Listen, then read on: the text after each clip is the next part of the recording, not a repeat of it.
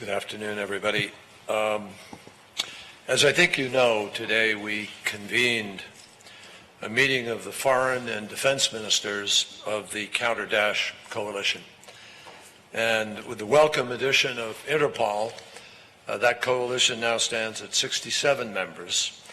And today's sessions included presentations from the Secretary of Defense, Secretary Carter, Special Presidential Envoy Brett McGurk, the Director of National Intelligence, General Clapper, and we had a lot of time through three different sessions, the main session this morning, a luncheon session, and then a long session this afternoon, to be able to have a full discussion with almost, I think, everybody weighing in. And I think one thing that really struck me today was the extraordinary breadth of agreement about the strategy, about what we have accomplished, what we still have to accomplish, and the direction ahead across every region and in every aspect of our work. The level of commitment could not be higher.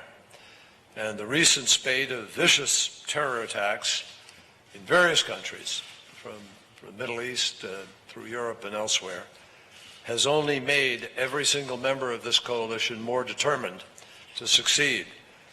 Now, I think it's really important to remember that the Counter-Daesh Coalition came together less than 2 years ago, starting from ground zero in terms of this kind of broad cooperative initiative along many different lines of effort, as we call them, but ranging from the kinetic, the military direct action, to the training, to the counter foreign fighter movement efforts, to the counter financing efforts, to the targeting of their infrastructure, their payment routines, to the exchange of information, the sharing of intelligence. There's been a major growth in the capacity of the coalition to actually become more and more effective every day. At the time that we came together, when President Obama directed me to put this coalition together, at that point in time, the terrorists were rampaging through broad parts of both Syria and Iraq. And everybody remembers the images of these parades of Toyotas with machine guns, with black flags and ISIL members, seemingly unopposed at that moment in time until President Obama ordered the beginning of air attacks to stop them from moving into Baghdad even itself.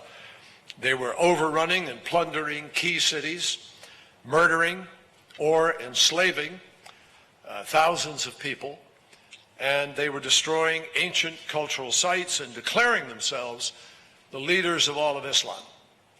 One of the things that leapt out to me today in the course of our discussions were the Arab countries themselves, Muslim nations, not just Arab, were stating unequivocally that they believe they have made it clear that what Daesh is doing and what Daesh is does not represent Islam. And obviously, it is far more powerful for that message to come from the Muslim world than it is from us.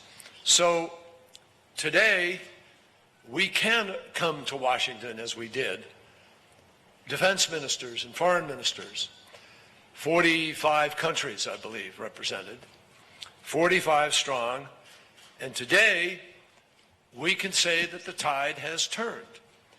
Our coalition and its partners on the ground have driven Daesh out of nearly 50% of the territory that it once controlled in Iraq and 20% of the territory in Syria, where it's obviously more complicated because we don't have the same forces on the ground.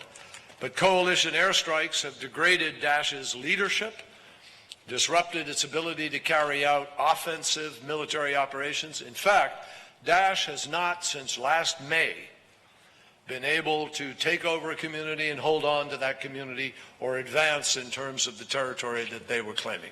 They have only shrunk and moved backwards. In addition, we've hammered their oil facilities, their tanker trucks, their cash storage sites, and since our coalition last met at the ministerial level, the number of Daesh fighters has shrunk by at least a third, and recruiting has slowed down, less people moving from other countries, and defections, we know, have increased because we have the ability to know that. The coalition is now firmly committed to helping the government and the people of Iraq as they prepare to finish the hard job of driving Daesh completely out of their territory so that they can go then forward and rebuild their cities and rebuild their lives and build Iraq into the inclusive and cohesive society that the people of Iraq want to see. To that end, yesterday, our widely attended pledging conference raised more than $2 billion in new funds in order to meet the humanitarian and stabilization needs, which are immediate needs.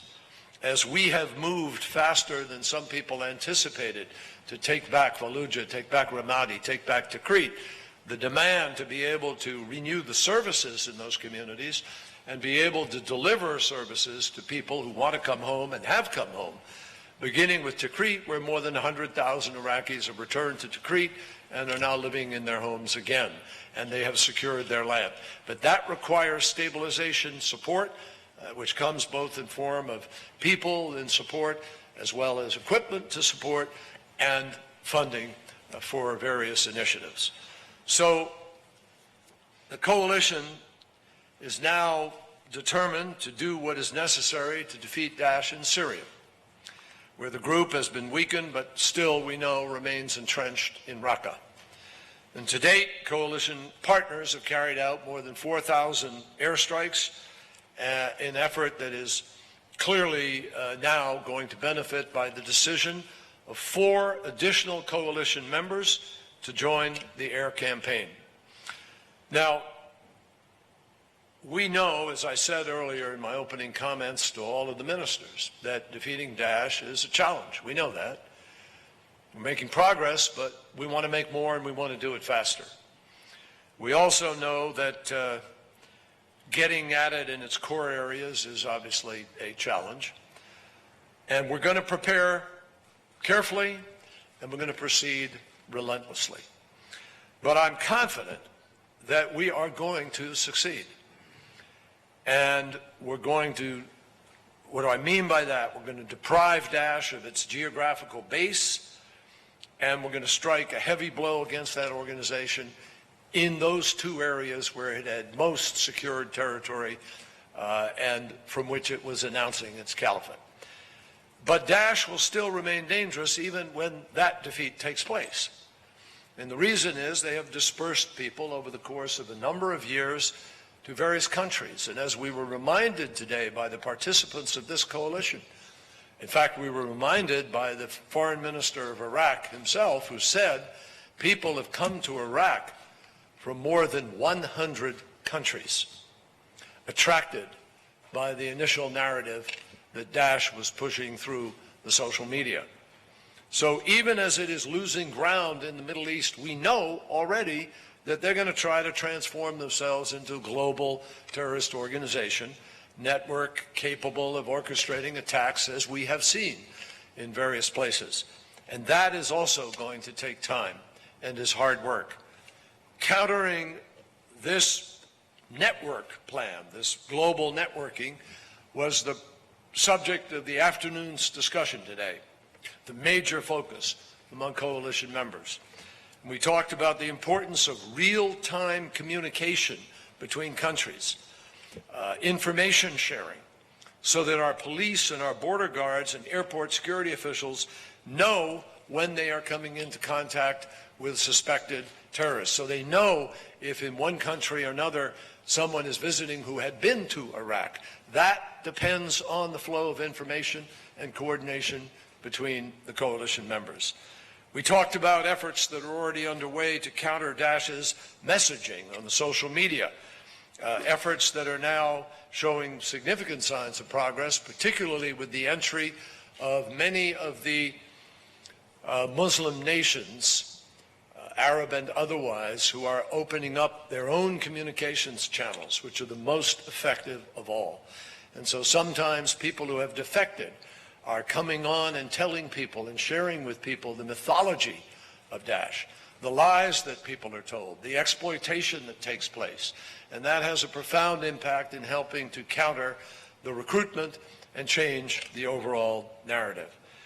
We talked about the need to create opportunity in areas of the world where populations are most susceptible to terrorist recruitment. And we also acknowledged that radicalization can result from any number of specific causes. There's no one thing that is always the instigator of a particular recruitment initiative. And obviously, some of these recruitment efforts are quite unique to the individuals who are involved as we learn more and more about their lives and about their mental state at a particular moment. Finally, we agreed on the importance of conveying a very simple but compelling message that we hope to spread everywhere that people will understand and heed. And that message is that terrorism of the type that we have seen committed by Daesh, by accomplices, literally results, so far anyway, in nothing but death. Nothing but death and destruction. It doesn't advance any particular cause. Most people in the world couldn't tell you what the cause is, except an explosion of anger and hate that results in the death that I described. Nothing that they do is going to lead us to abandon our principles, our beliefs, because they don't offer any alternative. It's not going to prompt us to change the way that we organize our societies, and it's not going to lessen our commitment to human rights. It's going to strengthen it, including women's rights and our commitment to the rule of law. It is not going to drive us from public places. It's not going to drive us from restaurants or sports arenas, from our houses of worship, or from celebrations of cultural and national pride. People around the world who are listening to Daesh propaganda should know beyond a scintilla of doubt that when the story of our era is written, the world is going to look back and say that Daesh made zero difference beyond the cruel suffering that it caused, and that every single person who committed murder or suicide in its direction did so shamefully and in vain. So I think the message coming out of today's meeting is clear. The Counter Daesh Coalition is going to go forward from Washington today, united, more determined, with a clear sense of its mission and its strategy. And we're going to press on vigorously with our partners in this endeavor, our partners in Iraq and Syria and in other countries, in Libya. We also met and talked at length about Libya and our commitment to the Government of National Accord and our efforts to fight Daesh there also. And we are going to be steadily intensifying our efforts until this terrorist occupation of whatever territory it holds today is ended. And we're going to be working with friends across the globe with increasing strategies and increasing commitment and increasing savvy to root out the terrorist networks and to find new and innovative ways ourselves to enhance our communications, to disrupt the enemy, and to safeguard the lives of our citizens. That's what today's meeting was about, and it's one of the best meetings that I've attended during the time that I've been Secretary of State. And I think it will be productive, and that'll be measured, obviously, in the results on the ground. So with that, I'm happy to take a few questions. How many? Yes, sir. We've got time for just a few. The first one will come from Nick Wadhams from Bloomberg. Mr. Secretary, thank you. You just talked about unity in the counter-ISIL coalition, and given that NATO is sort of the beating heart of this coalition, could you respond to Donald Trump's remarks about NATO unity and his suggestion of a potential financial quid pro quo in the U.S. Meeting or not meeting its treaty obligations under NATO? Thank you. Well, look, I've said this before, and I need to say it again. I am not going to get into the presidential race. I'm not allowed under the law to become engaged, candidate for candidate, pro or con. I'm not in politics. So let me just restate American policy with respect to NATO, because I want our NATO partners to be clear about where we stand. This administration, like every single administration, Republican and Democrat alike, since 1949, remains fully committed to the NATO alliance and to our security commitments under Article 5, which is absolutely bedrock to our membership and to our partnership in NATO. I might point out, every NATO country is a member of the coalition against Daesh, and 20 of the 28 nations were here today. So that's how important NATO is in the work that we are doing. And in coordination with our allies, we made it clear in Warsaw just a week or so ago at the summit that we are going to continue to increase the capability, the readiness, and the responsiveness of NATO forces to address any threat and to deter further destabilizing activities that occur. And the NATO is as unified as it's been. People are plussing up the amount of money that they're contributing, and we are ourselves strengthening our presence in the forward lines, and I think everybody believes that that is making a difference to the security of our country. Next question comes from Pierre Ghanem, Al Arabiya. Thank you. It is obvious that the next step would be Raqqa, would be also Mosul. How complicated is this campaign and the presence of the regime activity, absence of any transition in Syria? How hopeful are you to come into terms with Russia on what's happening in Syria? Well, hopeful is the right word. I can't say that I'm confident, because there are very tough issues that are being resolved. But I do reiterate what I said in Moscow. We made progress in Moscow, and in the last couple of days, as our teams have been working to do the homework that we said we would do coming out of Moscow, it has been constructive. So we're going steadily and carefully down a road without making promises to people in public that we can't keep, because I think people are already frustrated enough by what has been happening in Syria. So we're going to go methodically. There is a possibility, if everybody does what they have said they're prepared to do, that this could change what is happening in Syria. So that's our goal. I'm hopeful we can get there, and we're going to do everything in our power to work in good faith in order to try to do so.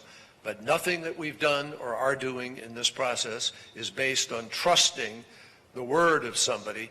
It's based on our ability to work out a series of measurable steps that each party would take in order to make this work.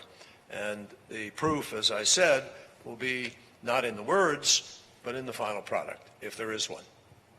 Final question today comes from Dave Clark at AFP. Thank you very much, Mr. Secretary. How does the turmoil in neighbouring Turkey affect the plans that you're making in the counter-ISIL coalition? Also, the trouble in Libya and in Yemen. There are other areas beyond Syria and Iraq which are going through political crises at the moment. Are you able to coordinate operations against ISIS in those areas? And given the role that Iran plays both in Syria and in Iraq supporting local forces, have you also been able to engage with Mr. Zarif on these issues, just as you have with Mr. Putin last week? And since I'm asking about Iran, do you have anything you can tell us about reports that a US citizen was arrested on July the 17th, I believe? A certain Rubin Shahini's family are very worried. Thank you, sir. I didn't hear the last part of that. You asked about a U.S. citizen, July 17th. Yeah. Well, I'll answer that very quickly. No, I can't say anything about that at this point in time. With respect to the series of questions you asked about Turkey, Libya, Yemen, and can we coordinate, et cetera, let me be very specific, because it's very important.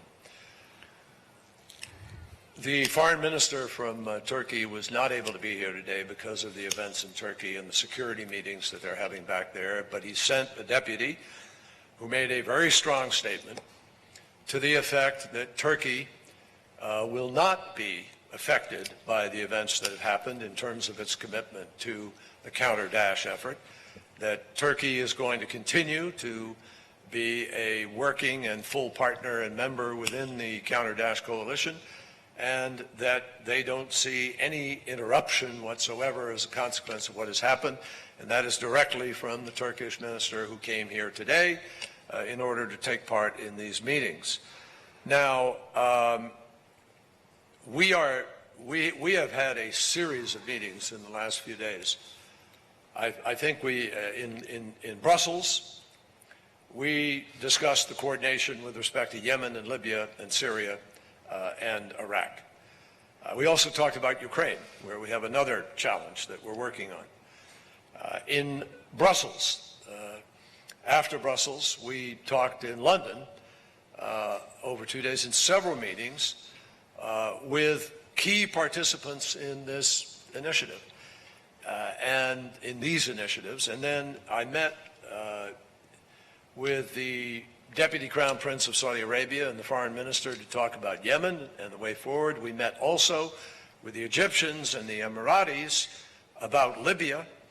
And I think in both places we were able to chart out specific steps that we hope to be able to take in the next days that can strengthen the government of national accord in Libya and begin to focus further on Daesh's presence in Libya. And we have some very specific agreements on what we're going to do to try to move that forward.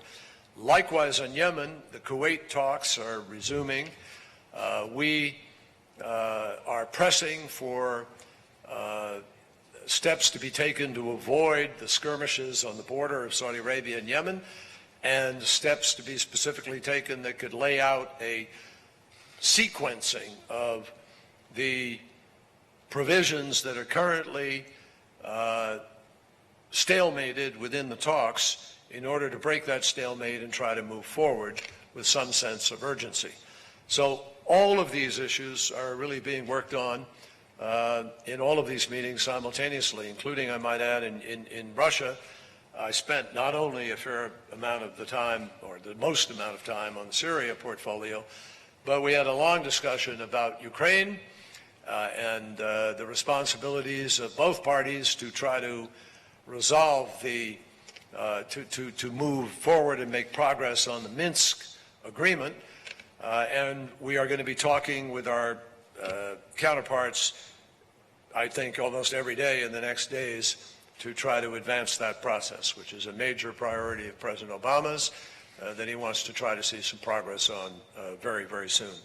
So the answer to your question is that these meetings, these gatherings like the one we had today with respect to the Daesh alliance, gives us an opportunity on the side of those meetings to also make sure we're working together in the most cooperative way with the most state-of-the-art options in order to try to resolve these other crises. And, you know, they're all interconnected in their own way, and we understand that, even though they have very unique characteristics in each place with different sets of players and different exigencies between those players. There still is a connection of the dots with respect to Daesh, or Al-Qaeda in the case of Yemen, and the challenge of bringing complicated sectarian divisions together in a way that finds a solution. And I think we made, at least conceptually, some progress, and now we need to implement what we agreed on.